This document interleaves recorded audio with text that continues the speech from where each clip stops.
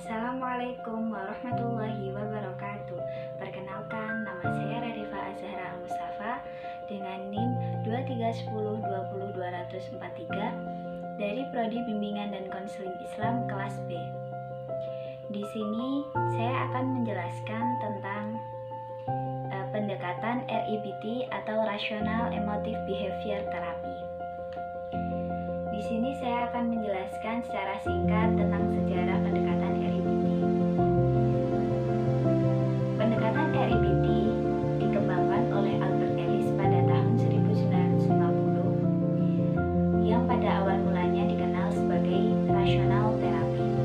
Kemudian pada 1961 rational therapy ini diubah menjadi rational emotive therapy.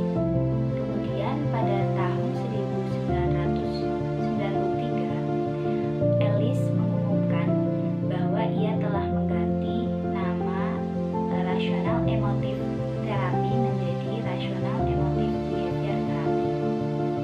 Ellis memperkenalkan kata behavior atau tingkah laku pada pendekatan REBT ini dengan alasan bahwa tingkah laku sangat terkait dengan emosi dan perasaan. REBT ini menunjukkan bahwa emosi disfungsional yang tidak sehat dan perilaku maladiktif berasal dari keyakinan irasional. Ada 4 keyakinan irasional, 1 primer, 3 sekunder. 1 primer yaitu tuntutan, 3 sekunder yaitu ketakutan, toleransi rendah, frustasi, dan depresi diri. Kepercayaan sekunder berasal dari keyakinan utama.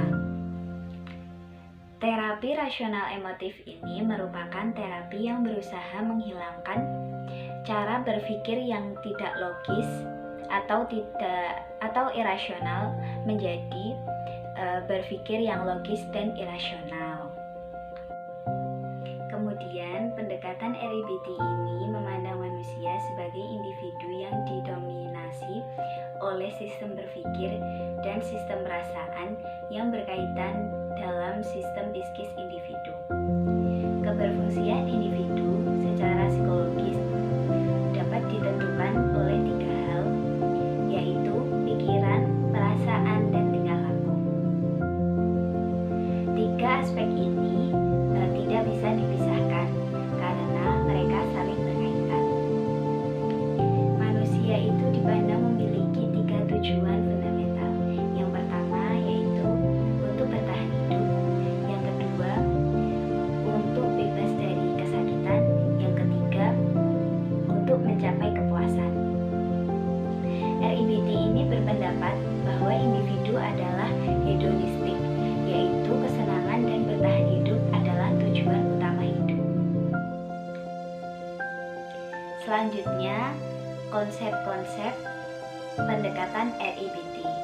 Konsep dasar yang dikemukakan oleh Ellis pada 1994 terkait dengan perilaku yaitu konsep A, B, C.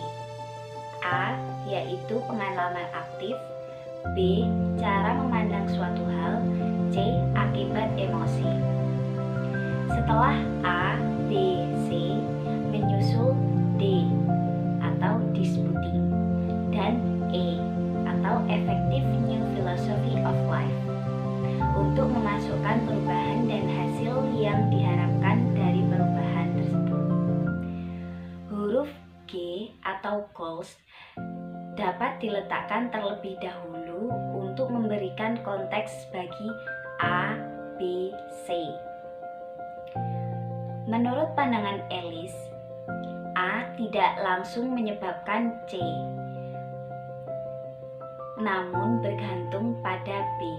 Sasaran utama yang harus diubah adalah aspek B, yaitu gimana caranya seseorang itu dapat memandang sesuatu yang irasional, sedangkan konselor itu harus berperan sebagai pendidik, pengarah, dan sehingga dapat mengubah pola pikir konseli itu menjadi rasional, yang awalnya pikirannya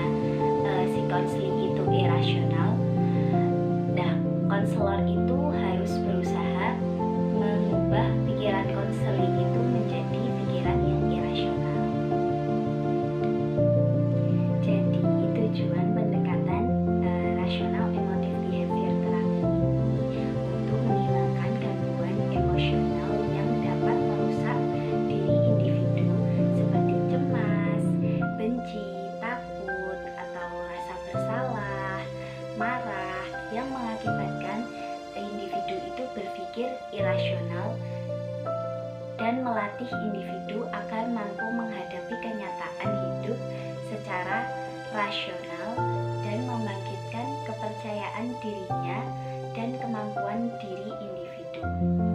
Nah, tujuan utama dari konseling yaitu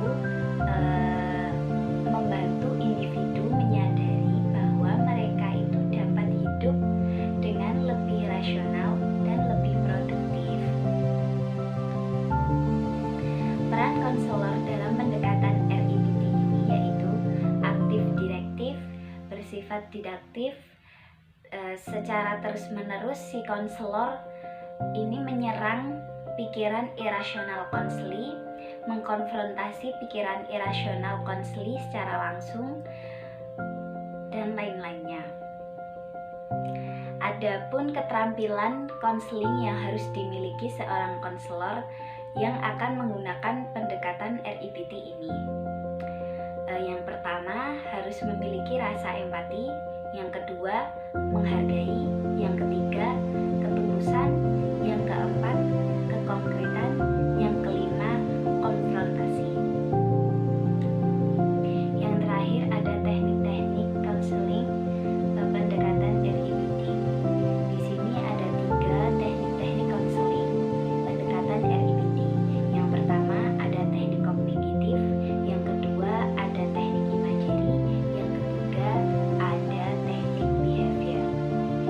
Nah, teknik kognitif ini memiliki beberapa metode. Yang pertama ada dispute kognitif, terus selanjutnya ada analisis rasional, kemudian dispute standar ganda, kemudian skala katastrofi, kemudian rasional role reversal, yang terakhir membuat frame ulang. Nah, yang teknik imagery itu memiliki metode yaitu dispute imajinasi, kartu kontrol emosional, selanjutnya proyeksi waktu, kemudian yang terakhir teknik melebih-lebihkan. Yang terakhir ada teknik behavior. Nah, teknik ini memiliki metode. Yang pertama dispute tingkah laku, yang kedua bermain peran, yang ketiga pengalaman langsung, yang keempat menyerang rasa malu, dan yang terakhir pekerjaan rumah. Terima kasih sudah menyimak video saya hingga akhir. Kurang lebihnya saya mohon maaf. Sekian, wassalamualaikum warahmatullahi wabarakatuh.